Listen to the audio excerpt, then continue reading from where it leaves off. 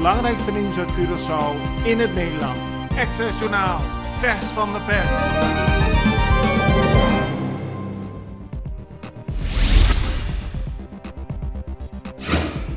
Het aantal automobilisten dat op Curaçao rondrijdt zonder de juiste papieren lijkt groot. Dat stelt de politie. De afgelopen weken zijn er meer verkeerscontroles gehouden en daaruit komt naar voren dat veel automobilisten niet over de juiste papieren beschikken. Vooral een gebrek aan verzekeringspapieren is opvallend, al dus de politie. Verder valt het op dat de politie veel mensen aanhoudt die door rood licht rijden. Volgens de politie zal ook de komende weken intensief worden gecontroleerd in het verkeer.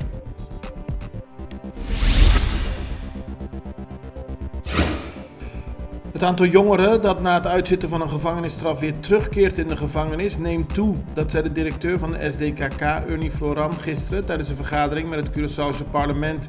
In 2019 was er sprake van 11% van de gevangenen die na het uitzitten van een gevangenisstraf weer terugkeerden.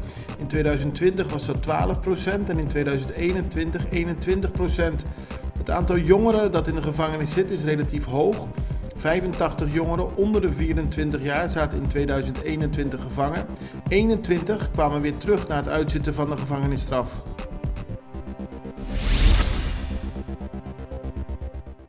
Na Colectra, nós toma tempo para servir ora com mais de comunibo.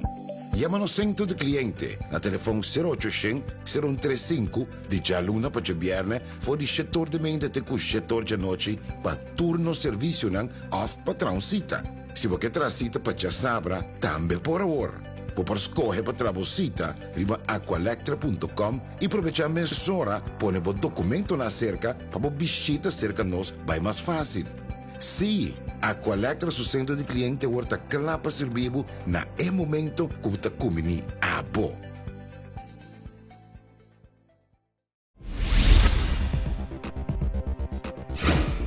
Volgens minister-president Gilma Pik-Pisas, tevens minister van Justitie, is de situatie rond de SDKK-gevangenis op Curaçao zorgwekkend. Er is een groot probleem met het onderhoud en daarvoor is wellicht geld vanuit het buitenland nodig om te zorgen dat er daadwerkelijk weer geïnvesteerd kan worden in de gevangenis. Tegelijkertijd zei hij dat het belangrijk is dat er meer wordt geïnvesteerd in resocialisatie om op die manier te voorkomen dat gevangenen na het uitzitten van de gevangenis daarna weer terugkeren. Volgens hem is er veel werk te verrichten.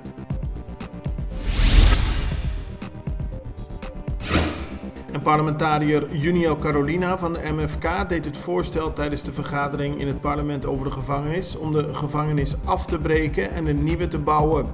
De gevangenis is 62 jaar oud en voldoet niet meer. Er is sprake van betonrot en allerlei andere onvolkomenheden. En volgens Carolina is het tijd gekomen om een nieuwe gevangenis te bouwen. Parlementariër voor de partij Trabalpa Curaçao, Raymond Kalmes, vreest een aanwijzing die binnenkort op de justitiële keten van Curaçao zal worden neergelegd door Nederland.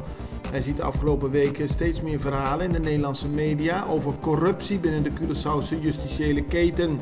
Hij is bang dat de media op die manier een sfeer aan het creëren zijn, waarna Nederland makkelijker een aanwijzing kan geven.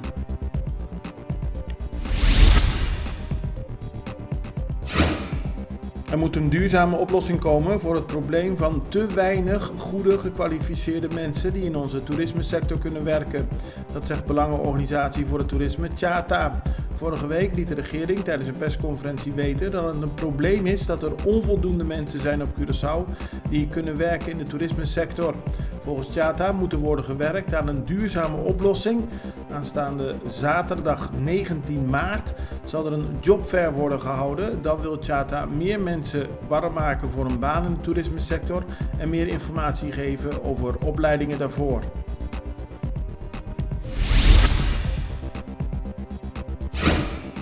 Curaçao heeft een eigen digitale kaart. Daarmee kunnen toeristen het eiland ontdekken. Gisteren vond de lancering van Show Me plaats. Daar werd ook de werking van de zogenaamde IMAP gedemonstreerd.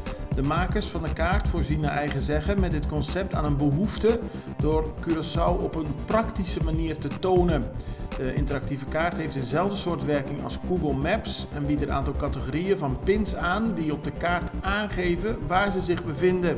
Na het klikken van de pin opent een veld met foto en informatie. belangrijkste nieuws uit Curaçao in het Nederlands. Access Journaal, vers van de pers.